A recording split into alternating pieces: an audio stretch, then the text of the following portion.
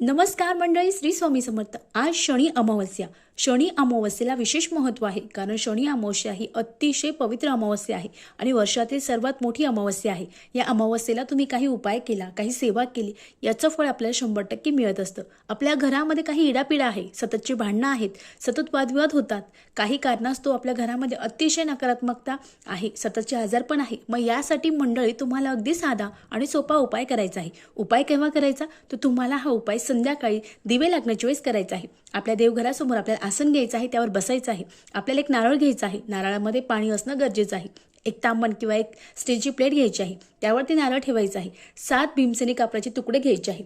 पहिला जो भीमसेनी कापडाचा तुकडा आहे तो प्रज्वलित करायचा, तांबणामध्ये ठेवायचा आणि हातामध्ये नारळ घ्यायचं। तांबंद देवघर आहे, त्या देवघरात तिथे तो नारळ ओवाळायचा आहे।